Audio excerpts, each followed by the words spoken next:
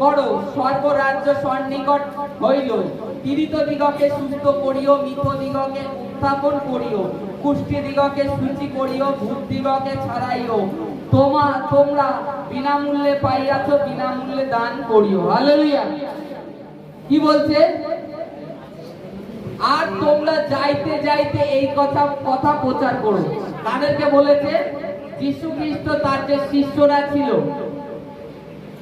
যে 12 জন শিষ্যকে প্রভু যীশু প্রেরিত পদে নিযুক্ত করেছিলেন, তাদেরকে বলছিলেন তোমরা যেতে যেতে প্রচার করো যে স্বর্গ রাজ্য তোমাদের কাছে এসে গেছে, তোমরা মন ফিরাও। কি বলছে? স্বর্গ রাজ্য তোমাদের কাছে চলে এসেছে, তোমরা মন ফিরাও। এই স্বর্গ রাজ্যের মানে কি জানি? স্বর্গ রাজ্যের মানে প্রথমত যখন আমরা প্রথমে বাইবেলের মধ্যে অধ্যায় পড়ি, তখন যোহন সুসমাচার করতে বলছে তোমরা মন ফিরাও, স্বর্গ রাজ্য সন্নিকট। কিন্তু যীশু খ্রিস্ট বলছে তোমরা মন পরিবর্তন করো, স্বর্গ রাজ্য তোমাদের নিকটে এসে গেছে। স্বর্গ তোমাদের নিকটে এসে গেছে, তোমরা মন ফিরাও। এই শিষ্যদেরকেও বলছে তোমরা মন ফিরাও, স্বর্গ রাজ্য তোমাদের কাছে এসেছে। স্বর্গ রাজ্যের মানে কি? প্রথমত স্বর্গ রাজ্যের মানে স্বর্গ রাজ্যে যেরকম শুনি স্বর্গ, আমরা যদি দেখি আগের কিছু কিছু পুরোনো দিনের বই দেখতাম, স্বর্গ নরক নিয়ে বই হতো। যে পুণ্য করেছে সে স্বর্গে যেত, স্বর্গে সব রকম ফল ফুল এভরিথিং আছে, সেখানে কোনো কষ্ট নেই। কিন্তু আবার নরকে অনেক কষ্ট, যাতনা, সেখানে মানুষকে পুড়িয়ে মারা হয়, তারপরে তেলে ভাজা হয়, এরকম কড়াইতে দেখেছি আমরা। আগে কিছু মানে সিনেমা জগতে যখন প্রভুতে আসেনি তখন দেখেছি। তাই সেই ক্ষেত্রে যদি দেখি, এখানে বলছে স্বর্গরাজ্য সন্নিকট, মন ফিরাও। তা এই স্বর্গরাজ্যটা কি? এই পৃথিবীতে সন্নিকট তোমাদের কাছে এসছে, স্বর্গরাজ্য স্বর্গের থেকে তোমাদের কাছে এসছে। এর মানে কি? মানে হচ্ছে স্বর্গ রাজ্যটা এই স্বর্গে যেরকম শুনেছো দুঃখ কষ্ট যাতনা নেই, তদ্রূপ স্বর্গ রাজ্য তোমার কাছে এসছে যদি তুমি মন ফিরাও। তাহলে কি? মন ফিরাও, তোমার পাপ থেকে তোমাকে ফিরতে হবে, তোমার পুরনো স্বভাবটাকে পরিবর্তন করতে হবে। তোমার স্বভাব কি ছিল পুরনো জীবনে তুমি স্মরণ করো। মানুষকে মিথ্যা কথা বলতে তোমার টাইম লাগতো না, চুরি করতে তোমার টাইম লাগতো না, কিংবা কোনো মানুষের সঙ্গে যেরকম এখন তো সব থেকে বড় সুযোগ হয়েছে মোবাইল। তুমি কোথায়? এই তো আমি দীনবন্ধু নগর, অথচ আমি চাপা মেরে রয়েছি। মানুষের সুযোগ হয়েছে এই যে সব থেকে বড় মোবাইলের মাধ্যমে। এইটাকে তুমি যখন মন ফিরাবে, মিথ্যার থেকে পাপ কাজ থেকে তুমি ফিরে আসবে, ব্যভিচার থেকে ফিরে আসবে, স্বর্গ রাজ্য তোমার কাছে চলে আসবে। তাতে কি হবে? স্বর্গ রাজ্যে আমরা দেখেছি যে ওই বইগুলোতে দেখতাম যে ফল যার খাওয়ার দরকার ছিল এরকম হাত বাড়াতো, জম করে ফল পেয়ে যেত, যার মনের যা বাসনা সেটাকে পেয়ে যেত। আজকে তদ্রূপ যখন তুমি মন ফিরাবে, তোমার মনের ইচ্ছা যাচনা ঈশ্বর তোমার যাচনা করবার পূর্বে তোমাকে দিয়ে দেবে। স্বর্গরাজ্যে ব্যাধি হয় না, রোগ হয় না, স্বর্গরাজ্যে কোনো রোগ ব্যাধি নেই, খাদ্য সামগ্রীর অভাব নেই, তাই তো? তদ্রূপ তোমার কোনো সমস্যা হচ্ছে, তখন তুমি কি করলে? সঙ্গে সঙ্গে লোকে দেখবে, যদি জ্বরও হয় জিজ্ঞেস করবেন জগতিক লোককে, এ তুমি কি হয়েছে রে? সেরকম বলবে, বলিস না, কতদিন ধরে জ্বর কমছে না, আর শান্তি নেই, কত ডাক্তার দেখাচ্ছি। আর আপনি যখন মন ফিরাবেন, প্রভুর প্রতি ফিরবেন, আপনি কি বলবেন? কি হয়েছে তোমার? জ্বর হয়েছে, একটু প্রার্থনা করো, এই কথা বলবেন। আর যারা পুরো পাকা বিশ্বাসী, তারা কখনো বলে না যে আমার জ্বর হয়েছে। তারা কার কাছে বলে? একমাত্র ঈশ্বরের কাছে গিয়ে বলবে যে ঈশ্বর এই জিনিসটা হচ্ছে, আর আমি বিশ্বাস করি এটা আমার শরীরের অংশ নয়, এটা আমার শরীরের অংশ নয়। আমি যীশু খ্রিস্টের নামে পিতা তোমার ধন্যবাদ করছি যে আমার জীবন থেকে এই জ্বর চলে গেছে। তুমি প্রার্থনা করে উঠতে না উঠতে তোমার জ্বর গায়েব, তোমার শরীর থেকে, তোমার যে সমস্যা হয়েছে তোমার শরীর থেকে গায়েব। এইটা হচ্ছে স্বর্গ রাজ্য সন্নিকট। এই কথাই যীশু খ্রিস্ট খ্রিস্ট তার শিষ্যদের কাছে প্রচার করতে বলেছে, তোমরা প্রচার করো যে স্বর্গ রাজ্য সন্নিকট হলো। স্বর্গ রাজ্যে কোনো রোগ ব্যাধি হয় না। আজকে ক্যান্সার যা এভরিথিং রোগ থেকে থাকুক, আপনার যত বড় সমস্যা থেকে থাকুন, আপনি মন ফিরান, প্রভু যিশুর প্রতি ফিরুন, পাপকে স্বীকার করুন। আপনি জ্ঞানে অজ্ঞানে যে পাপ করেছেন, কারণ বাইবেল আমাদেরকে বলে মনুষ্য মাতার গর্ভের থেকে বললে সে পাপী জন্মগ্রহণ করে। কারণ আমরা যদি বাইবেলে দেখি, আদম হাওয়ার যে ব্লাড, সেই ব্লাড আমাদের শরীরে বইছে। আদম হাওয়ার যে ব্লাড, রক্ত, রক্ত আমাদের শরীরে বইছে, আর সেই পাপটাই বহন করে।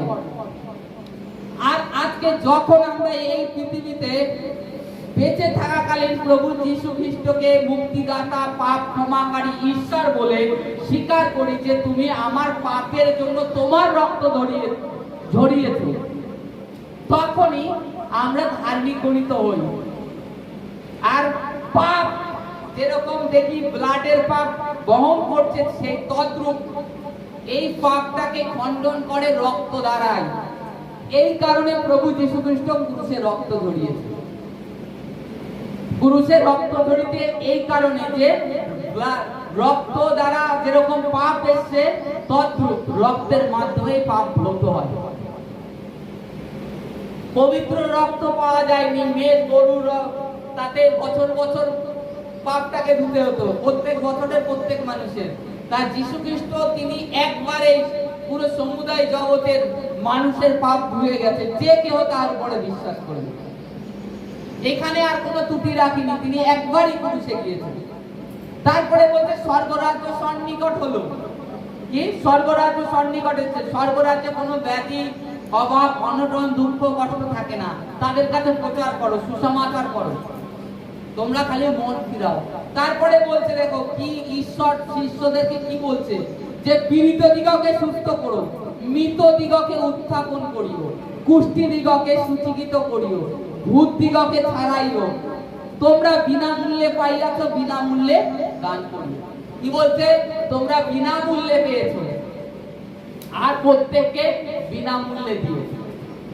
আর আজকে দুদিন কেউ পাঁচটার প্রফেট হতে পারে না, তার মধ্যে অর্থের ডিমান্ড করে। আমি তোমার বাড়ি প্রার্থনায় যাব, আমাকে এত টাকা দিতে হবে, আমার টিম যাবে, এত টাকা দিতে হবে। এটা জগতে চলছে। বাইবেলে স্পষ্ট বলছে, ভক্ত ভাববাদী হইতে তোমরা সাবধান থাকো, ভক্ত প্রেরিতদের হইতে সাবধান থাকো।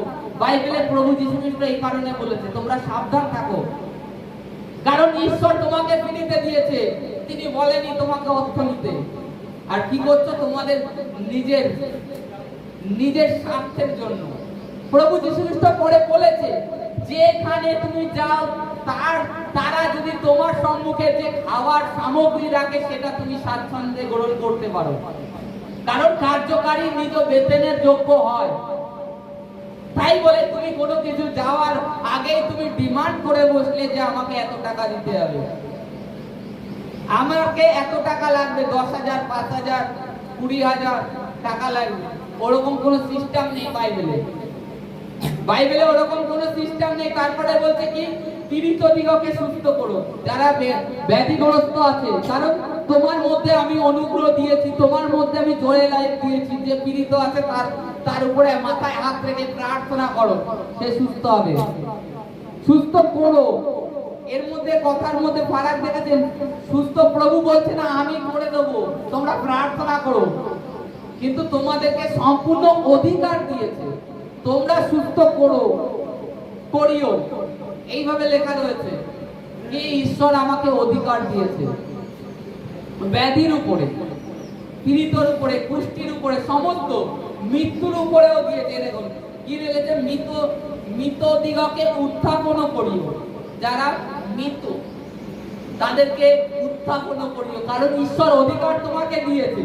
কুষ্ঠী দিগকে সূচি করিও, ভূত দিগকে ছাড়াইও। ঈশ্বর তোমাকে অধিকার দিয়ে দিয়েছে। এবার তারপরেও যদি তোমরা এখনো বলো যে আমি প্রার্থনা করলে হবে, তো ভয় পাও, কারণ তোমাদের মধ্যে সেই বিশ্বাস নেই। প্রভুর প্রতি বিশ্বাস আছে, নেই তো না, বিশ্বাসের, মনে করুন বিশ্বাস এতটা হবে, আপনার মধ্যে একটুখানি কাছে হবে, আপনি নিজে দুর্বল, কারণ আপনি ঈশ্বরের বাক্যকে সঠিকভাবে ধ্যান করছেন না, সঠিকভাবে পড়ছেন না। এই কারণে লুক লিখিত সুসমাচার 10:19 লেখা রয়েছে যে বলছে যে আমি তোমাদেরকে সাপ, বিচ্ছু, পায়ের তলে দলবার অধিকার দিচ্ছি। প্রভু তার বাক্যে বলছে তোমাদেরকে আমি অধিকার দিচ্ছি, শত্রুর সমস্ত শক্তির উপরে কর্তৃত্ব করবার ক্ষমতা দিচ্ছি। তোমরা তোমাদের শরীরে একটা কোনো রোগ সিমটম দেখছো, তোমরা ভয় পেয়ে বলছো এটা আমার মৃত্যুজনক ফোড় নয় তো, এটা কি ক্যান্সারের ফোড়া নয় তো, এটা টিউমার নয় তো। নিজের ওষ্ঠধারকে সামলাও, নিজের ওষ্ঠধারকে সামলাও। যা কিছু তোমার শরীরে উৎপন্ন হয় এইরূপ বলো, তখন ঘোষণা করো এই ফোড়া, এই টিউমার, এই ক্যান্সার এটা প্রভু যিশুর মন্দির, এখানে কোনো অন্ধকারের স্থান নেই, এটা ঈশ্বর থেকে নয়, দূর হয়ে যায় যিশুর নামে। এইরূপ বলো। তোমরা কি করো? ওটাকে দেখে ভয় পেয়ে যাও, ভীত হয়ে যাও, নিরাশ হয়ে যাও। সেইরূপ আর বাক্য বলো না, ডিক্লিয়ার করো না, ডিক্লিয়ার করো না, রং ডিক্লিয়ার করতে থাকো। লুক লিখিত সুসমাচারে কি বলছে? 10:18 থেকে 10:19, 18:19 বলছে তিনি তাহাদিগকে কইলেন আমি শয়তানকে বিদ্যুতের ন্যায় স্বর্গ হইতে পতিত দেখিলাম। দেখো আমি তোমাদিগকে সর্প ও বৃষ্টির পদতলে দলিবার করিবার এবং শত্রুর সমস্ত শক্তির উপরে কর্তৃত্ব করিবার ক্ষমতা দিচ্ছি। হালেলুয়া। কি বলছে? শত্রুর সমস্ত শক্তির উপর কর্তৃত্ব করার ক্ষমতা দিচ্ছি। তা আমরা জানছি, প্রত্যেকে জানছি ঈশ্বর জ্যোতি, প্রত্যেকে জানছি যে ঈশ্বর জ্যোতি, তার মধ্যে অন্ধকার নেই। অথচ তোমার শরীরে দেখো কতদিন ধরে একটাকে মানে পায়ে ব্যথা, কোমরে ব্যথা তোমার মেলা দিন ধরে রয়েছে, যাচ্ছে না, যাচ্ছে না। তুমি প্রভুর কাছে বলছো যে প্রভু এইটা আমার বের করে দাও, প্রভু এইটা আমার জীবন থেকে দূর করো, এইরূপ বলছো। একবারও তুমি তাকে যিশুর নামে ধমক দিচ্ছ না। যিশু খ্রিস্ট বলছে আমি তোমাকে অধিকার দিচ্ছি শত্রুর সমস্ত কর্তৃত্বের উপর, শক্তির উপরে। তুমি তাকে বলছো না, যিশুর নামে বেরিয়ে যা। আমরা দেখি রাস্তাঘাটে যখন আমরা চলি, অনেক সময় যেতে যেতে অনেক জায়গায় কুকুর ঘেউ ঘেউ করতে করতে আপনার পিছ আসে, তখন কি করে? অনেকে ভিতরে, অনেকে দৌড়ে, বাচ্চা কাচ্চা কিংবা অনেকে রেখেছি, তারা কি করে? ভয়তে, কুকুরের ভয়তে লোকের বাড়িতে ঢুকে যায়, কিংবা কোন ব্যক্তি পেলে তাকে গিয়ে দড়িয়ে ধরে, কারণ কুকুর ঘেউ ঘেউ করছে। যদি আপনি ওই স্থানে থেকে একটা পাথর তোলেন নিচু হয়ে, কুকুর কি হয়? কুকুরটা কি করে? দৌড় মারে, লেজ গুটিয়ে দৌড় মারে, তো ঘেউ ঘেউ বন্ধ হয়ে যায়, তখন দূরে গিয়ে ঘেউ ঘেউ ঘেউ করে, কিন্তু দূরে পালিয়ে যায়। যদি আপনি তার সম্মুখে ভীত হয়ে গেছেন, তাহলে আপনাকে তাড়িয়ে নিয়ে যাবে। আর যদি আপনি মাটিতে হাত দিয়েছেন, পাথর তুলেছেন, যে দাঁড়া করে দিন, তখন কি করবে? কুকুর লেজ গুটিয়ে পালাবে। তদ্রূপ এই যে রোগ ব্যাধি না, একেও আপনি ইট, পাথর তুলুন, একে তাড়ানোর জন্য আপনার পাথরটাকে তুলতে হবে। এর থেকে ওই পালালে আপনাকে চেপে ধরবে, আপনাকে তাড়া করবে। আর যদি আপনি পাথর তোলেন, তাহলে পালাবে। কারণ ঈশ্বর অলরেডি আপনাকে, আমাকে অধিকার দিয়ে দিয়েছে সঠিক বাক্য, সঠিক প্রার্থনা করার জন্য। বাইবেলে প্রভু যিশু এমনি বলেনি তার বাক্যে, তোমরা না জানো শাস্ত্র, না জানো ঈশ্বরের পরাক্রম। এই কারণে তোমরা ভ্রমে আছো, ভ্রান্তিতে রয়েছে। এই কারণে তোমরা ঈশ্বরের শাস্ত্র জানো না, ঈশ্বর কিভাবে পরাক্রম, ঈশ্বরের পরাক্রম কি তা জানো না। আর ঈশ্বর কি তা তো জানোই না, ঈশ্বর কি তা জানো না। এই কারণে তোমরা ভ্রান্তিতে রয়েছে। ঈশ্বর, বাইবেল বলছে ঈশ্বর আত্মা, তিনি মানুষের মধ্যে বাস করেন। এবার আমরা যদি ঈশ্বরকে ছেড়ে গিয়ে অন্য কিছুর প্রতি আরাধনা, প্রার্থনা করতে থাকি, তাহলে হবে? ঈশ্বর আপনার সঙ্গে আছে, আপনার সন্নিকট আছে। আপনি যদি ঈশ্বরের থেকে অনুগ্রহ চান, গ্রেস চান, প্রথমত প্রেম করতে শিখুন, ভালোবাসতে শিখুন, ভালোবাসতে শিখুন। দেখবেন ঈশ্বরের চমৎকার না। অলরেডি আপনি বলবেন কোন ব্যাধিগ্রস্ত যে প্যারালাইসিস আছে ব্যক্তি আছে, বলবেন ওঠ, যিশুর নামেতে উঠে যাবে। যখন ভালোবাসবেন, কারণ আপনাকে ঈশ্বর অধিকার অলরেডি দিয়ে দিয়েছে, অলরেডি দিয়েছে। আপনাদের বাক্য, নিজেদের বাক্য নিজেদেরকে সামলাতে হবে। আর কুকুর ঘেউ ঘেউ করলে কি পাথর তোলো। প্রার্থনা আপনার প্রত্যেকেই করি যে প্রভু আমার এইটা কমছে না, প্রভু এইটা তুমি আমার জীবন থেকে দূর করো, এইভাবে বলি। এটা কারা বলে জানেন? অ্যাকচুয়ালি নতুন বিশ্বাসী যারা, তারা বলে। আর তাদের জীবনে ঈশ্বর তখন কাজ করে, কারণ জানে এই বাচ্চা শিশু আছে, একে দুধের প্রয়োজন আছে, একে মাংস শক্ত খাবার দিলে হবে না, একে দুধ দিতে হবে। কিন্তু যখন বাচ্চা ধীরে ধীরে বড় হয়, তখন আমরা কি করি? বাচ্চা যদি প্রক্রিয়া দেখি, প্রথমে একটু সুজি খাওয়াই, তারপরে একটু চাল ডাল নিয়ে এসে গুঁড়ো করে খাওয়াই, তারপরে ধীরে ধীরে স্কুল থেকে খিচুড়ি দিলে তাই খাওয়ানো ধরি, তারপরে ধীরে ধীরে একটু মাছ মাংস দেওয়া শুরু করি, অল্প অল্প অল্প অল্প করে। আস্তে আস্তে তার পেটেও আস্তে আস্তে সুখ হয়ে যায়। এইভাবে দিতে থাকি।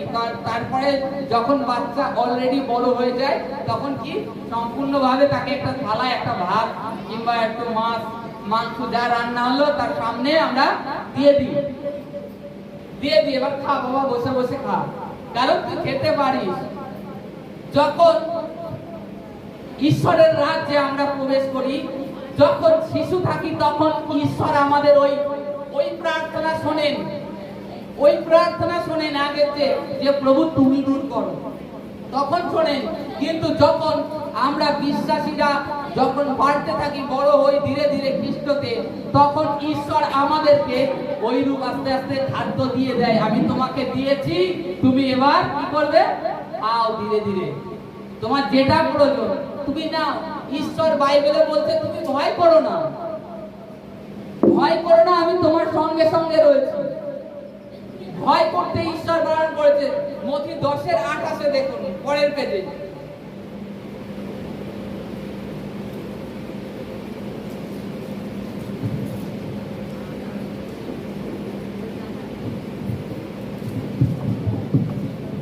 মথি 10:28 কি বলছে? আর যাহারা শরীর বধ করে কিন্তু আত্মা বধ করিতে পারে না, তাহাদিগকে ভয় করিও না। কিন্তু যিনি আত্মা ও শরীর উভয় নরকে বিনষ্ট করিতে পারে, বরং তাহাকেই ভয় করো। হালেলুয়া। কি বলছে?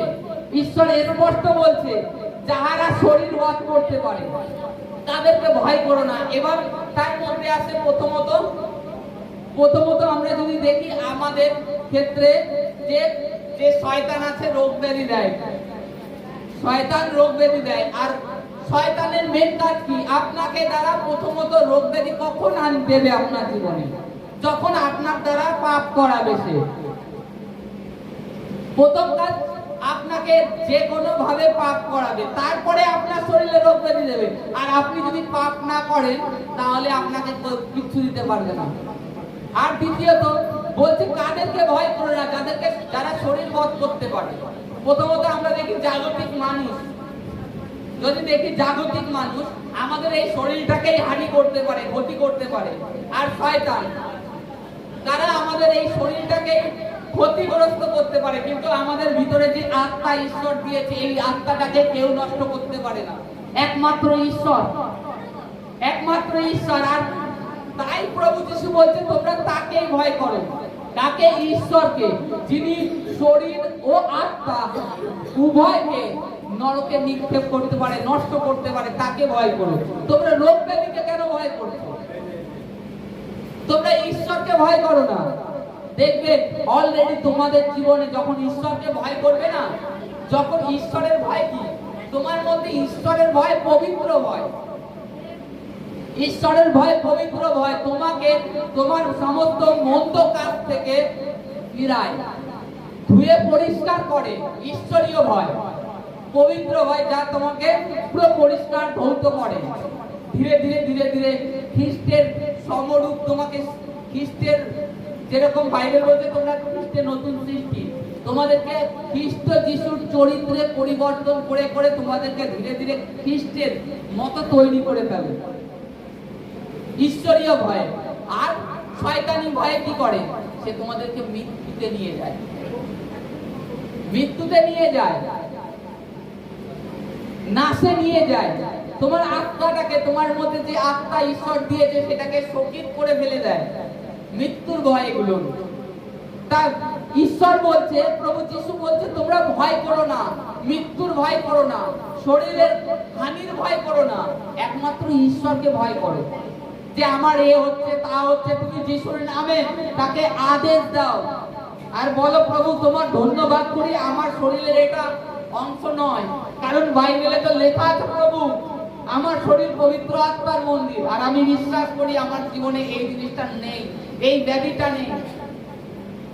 আর যাস না, তোমাদের যা কিছু প্রয়োজন ঈশ্বর সঠিক সময়ে যোগান দেবেন, ঈশ্বর সঠিক টাইমে তোমাদেরকে দেবেন। আমরা যে কোনো ক্ষেত্রে যা কিছু সামথিং, যদি আমার ছেলে আমার কাছে বলে এখন বাবা আমাকে একটা গাড়ি কিনে দাও, কি আমি গাড়ি কিনে দেবো?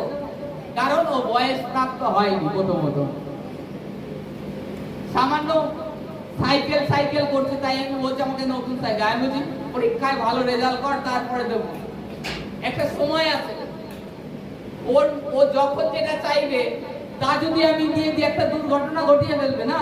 ঈশ্বরও তদ্রূপ আমাদের ক্ষেত্রে অনেক সময় ওয়েট করেন আমাদের সুস্থতার বিষয়, কারণ জানে ঈশ্বর জানে যদি তাড়াতাড়ি আমি সুস্থ করে দিই এ আবার জগতে চলে যাবে, আবার পাপে লিপ্ত হয়ে যাবে, লাস্টে এর আত্মাটাকে রক্ষা করা কষ্টকর হয়ে যাবে কিংবা করা যাবে না।